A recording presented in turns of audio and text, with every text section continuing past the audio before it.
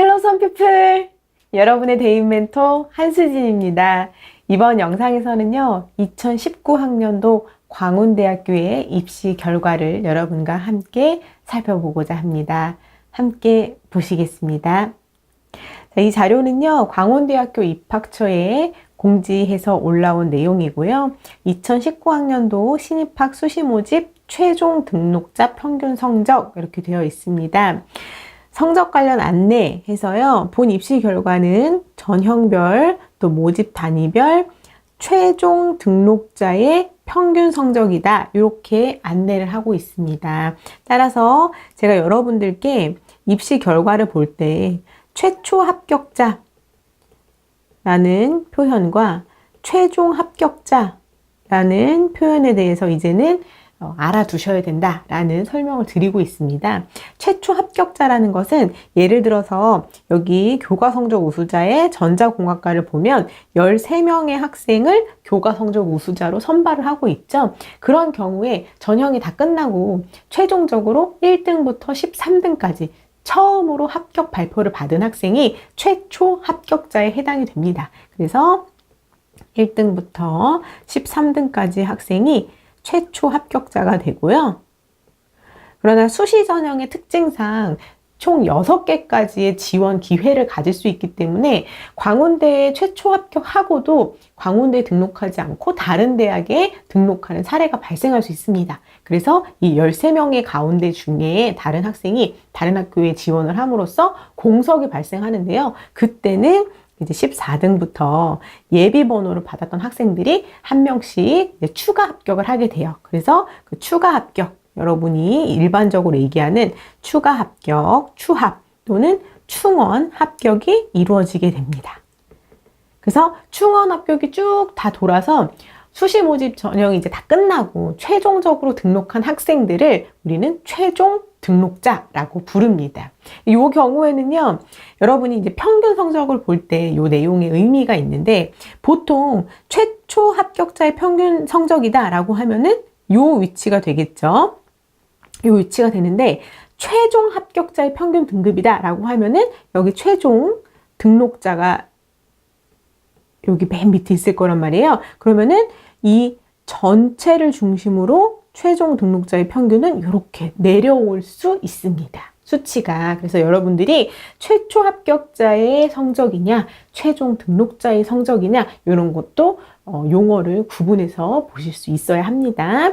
광운대학교 같은 경우에는 최종 등록자의 평균 성적이고요. 논술 우수자 전형도 설명하고 있지만 저는 이 영상에서는 학생부 위주 전형인 학생부 교과 전형과 종합 전형의 결과를 여러분께 안내해 드립니다. 자, 그래서 보시면 학생부 종합 전형의 학생부 등급은 수험생을 위한 참고 자료이며 평가에 직접 반영된 점수는 아니다라고 말해 주었는데요. 이 얘기는 뭐냐면 우리 학생부 종합전형은 계산해서 줄 세우는 정량 평가하지 않고 정성 평가하잖아요. 그 의미입니다. 그래서 여기서 학생부 종합전형 광운 참빛인재 전형의 합격자 평균 점수를 드리지만 그 평균 점수는 정말 그 수치로 보실 것이 아니라 합격한 학생들의 내신 수준을 봤더니 그 정도 수준이더라. 여러분께서 참고하실 수 있다라고 참고 자료로 주었다라는 안내를 하고 있는 거니까 요거 이해해 주시고요. 그 다음에 충원 합격 안내 해가지고 충원 합격 인원에는 미등록 인원이 포함되기 때문에 당연히 모집 인원보다 클 수 있고요.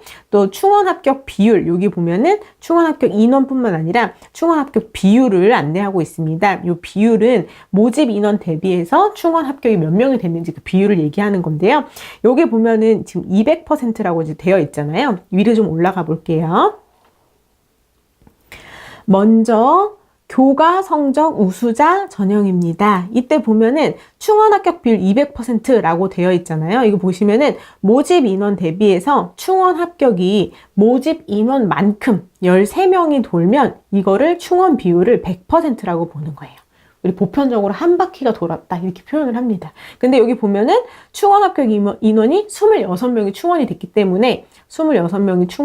때문에 이 경우에는 200%의 충원 합격 비율을 갖게 되는 겁니다. 이해되셨죠? 그래서 모집 인원의 몇 %까지 충원이 더 되었느냐로 충원 합격 비율을 볼 수 있고, 여러분이 이 충원 합격 비율을 참고하셔야 되는 이유는 특히나 교과 성적의 경우에는 내가 꼭 최초합을 하지 않더라도 충원이 될 것까지 가능성을 보고서 상향 지원을 할 수 있는 그런 기회를 볼 수 있거든요. 그래서 여러분들이 이 경우에는 내가 13명 안에 최초합을 들지 않더라도 보통 2바퀴 정도가 드니까 이 뒤에 26명이니까 39등 안에까지 들면 합격할 수도 있겠다라는 추가 합격을 노리고 지원도 가능하다. 그럴 때 충원 합격 비율을 여러분이 참고해 보실 수가 있습니다. 그래서 보시면요, 전체적으로 작년에는 이렇게 보면은 거의 충원 합격 비율이 2바퀴는 거의 다 돌았네요. 거의 다 2바퀴 돌았습니다. 수학과 같은 경우에는 조금 덜 돌았고요. 전자, 바이오, 물리학과 보시면 충원 합격 비율 0이죠. 그런 경우에는 최초합 발표 받았던 4명이 다른 데 가지 않고 4명이 모두 그대로 등록했다. 이런 뜻입니다. 그래서 봐주시면 되고, 여기에 지금 중간에 보면은 여기는 지금 200%로 되어 있는데 여기 차이가 뭐냐면 200%까지도 돌아서 추가 합격 발표를 했지만 궁극적으로 최종 등록자는 없는 거예요. 그래서 여기 지금 학생부 등급을 주지 못한 겁니다. 그래서 작년에는 건축공학과, 화학공학과, 환경공학과, 그 다음에 화학과의 경우에는 교과 성적 우수자로는 합격 사례가 없는 겁니다. 요거 참고해 주시면 되겠습니다. 그래서 보시면요, 자연 계열임에도 불구하고 학생부 등급이 굉장히 높습니다. 그래서 평균 등급으로 드린 거고요. 그 다음에 1.65, 1.92 다 1점대의 평균이 들어 있습니다. 그리고 요 내신은 어떻게 산출한 거냐면, 광운대학교는 교과 성적 우수자의 내신을 학년별 반영 비율을 따로 두고 있어요. 그래서 1학년 20%, 2학년 40%, 그리고 3학년 1학기를 40%로 반영을 합니다. 이렇게 반영 비율을 다르게 계산하는데, 이 비율을 반영한 계산 결과입니다. 이렇게 보시면 돼요. 그래서 실제로 교과 성적 우수자에 지원한 학생들이 광운대식 내신 산출이라고 우리 학생들이 표현 많이 하거든요.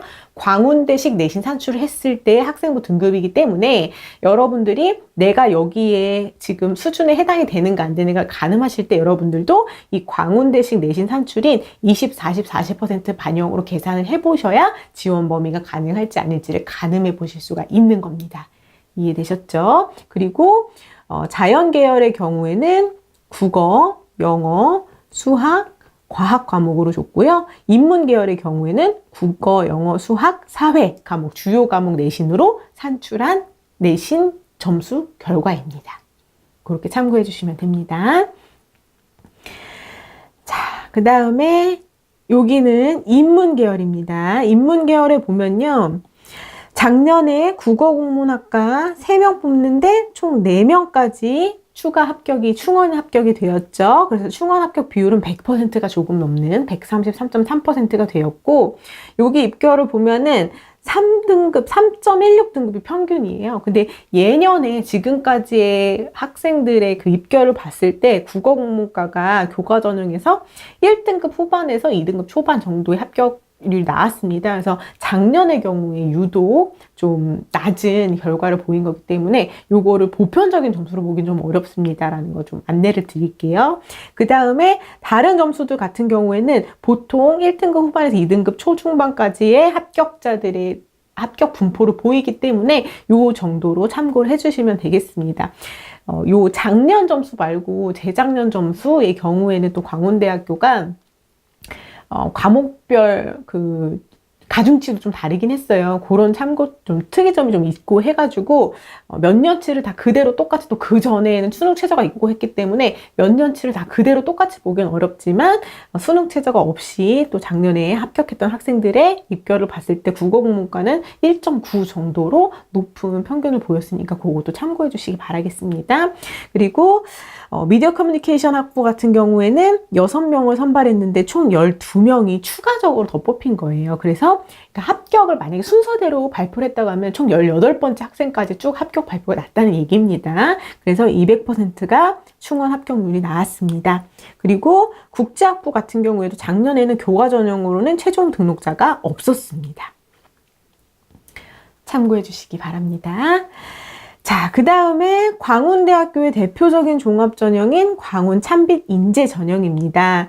여기도 보시면요, 모집 인원, 모집 단위별 모집 인원 줬고요, 지원 인원 해서 경쟁률 줬고, 그 다음에 학생부 등급과 평균 등급이죠. 그 다음에 충원 합격, 그 다음 충원 합격 비율 요거 같이 줬습니다. 그래서 참고해 보시면 되고요.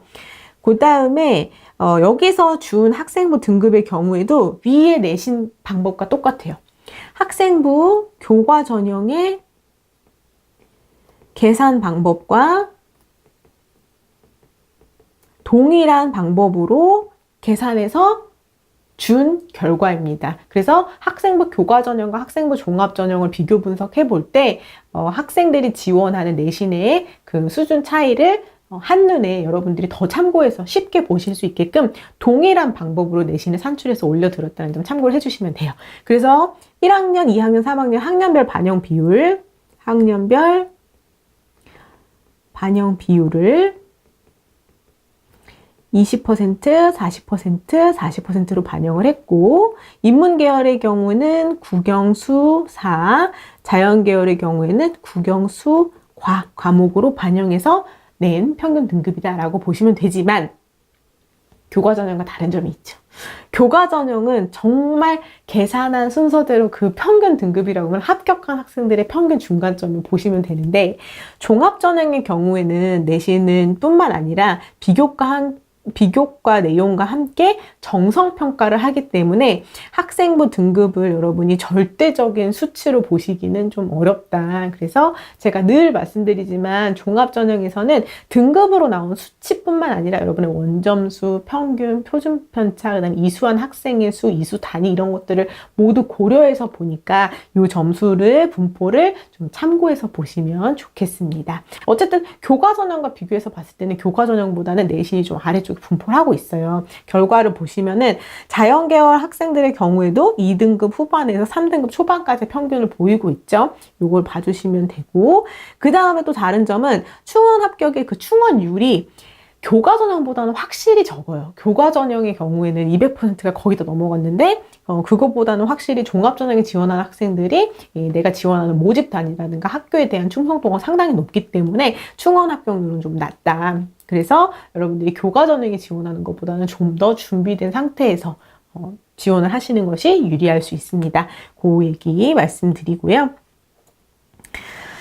그 다음에 이게 이제 자연계열이었고, 이게 인문계열입니다. 인문계열의 경우에도 종합전형의 결과에 봤을 때는 보편적으로 2등급 중후반에서 3등급 초중반까지 합격자들의 분포를 보이고 있기 때문에 이 입시 결과에서는 특별히 눈에 띄게 드러나는 그런 점은 없고, 이제 여러분들께서 여기 충원 비율 보더라도 상당히 좀 국제학부의 경우에만 한 바퀴 정도가 돌았고, 나머지의 충원율은 교과전형에 비해서는 낮은 그 충원율을 보이고 있다까지 봐주시면 되겠습니다.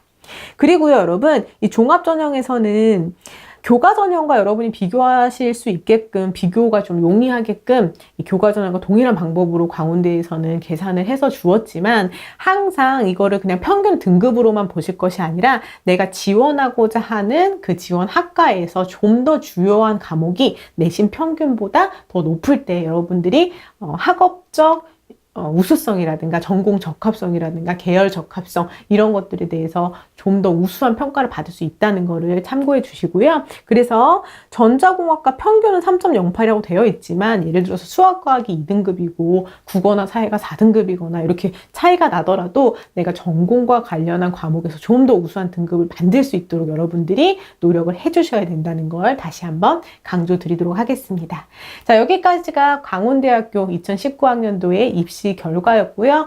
여러분들 광운대학교 입학을 꿈꾸는 우리 수험피플들 이 영상과 함께 잘 참고하셔서 최종 합격까지 가시기를 응원하겠습니다. 감사합니다.